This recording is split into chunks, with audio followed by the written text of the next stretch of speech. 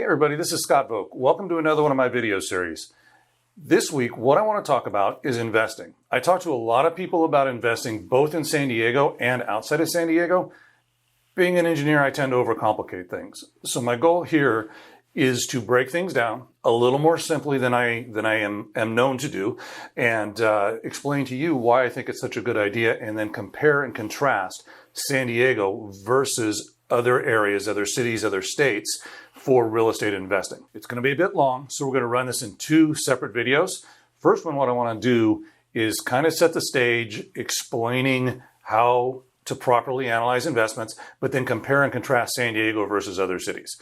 Okay, and we'll do that and look at what actually turns out to be the best investment considering your goals. And then in the second one, we will dive a little deeper into some financial nuances. Once again, when the video's over, hang on for a short video from Ken Reed with Finance of America talking about the current loan environment.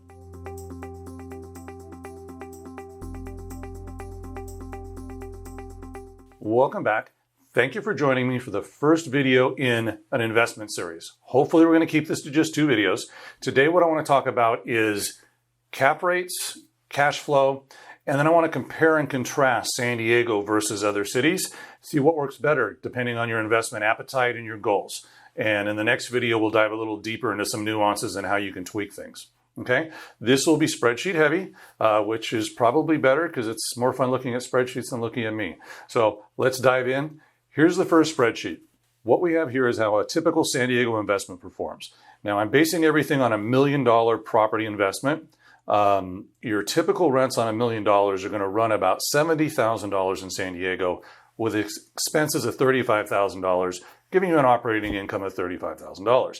That's a cap rate of 3.5%. Now those numbers will range. In some areas you will get higher rents, but your expenses will also be higher.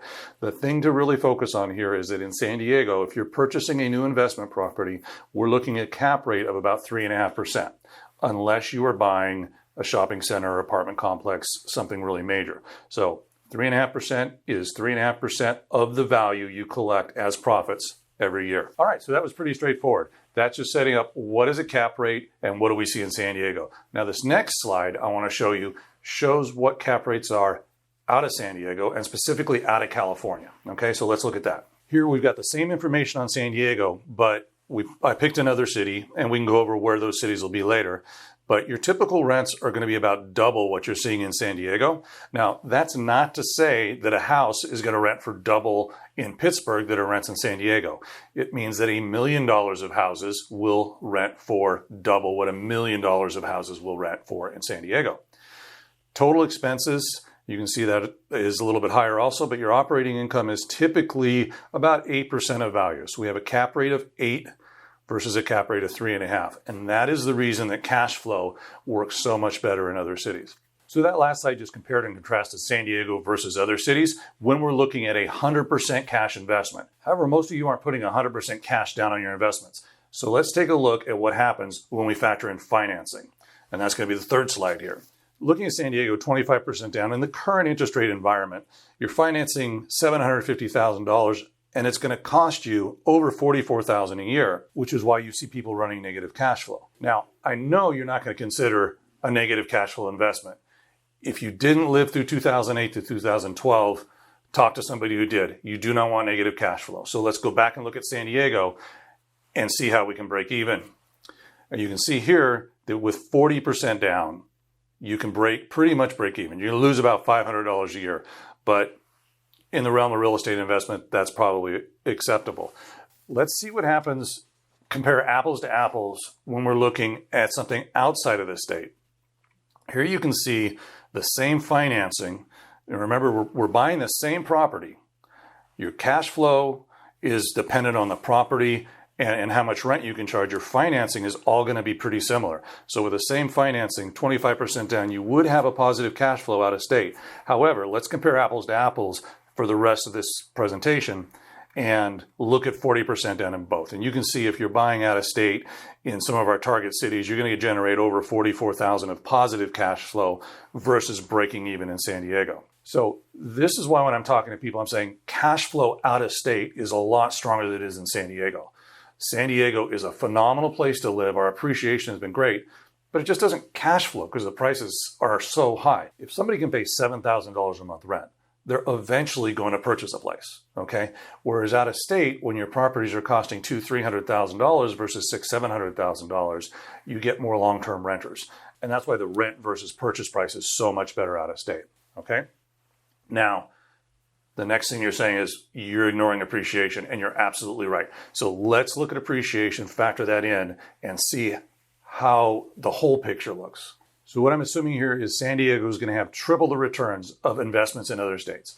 So if we look at this next sheet here and consider a 10-year holding, in 10 years, the value of your San Diego property is going to be almost $1.8 million, while your other property is only 1.2. And then that really compensates you for collecting less rent and for not having the positive cash flow. Not counting loan pay down, because that's going to be equal among both properties. What you end up is almost $1.2 million equity in San Diego versus $600,000 on our other property, which more than covers the $400,000 of rent, of excess rent you received out of state.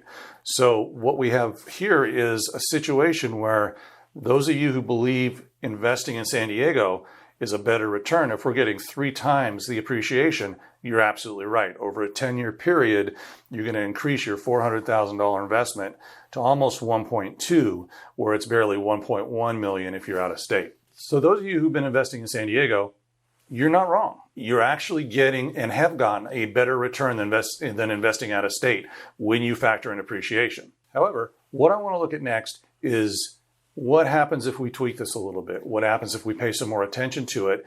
And most importantly, what happens when you try and convert your asset to cash flow as you near retirement? But you're going to have to wait for the next video for that. Until then, thanks for watching. I'm Scott Voak, and I will talk to you soon.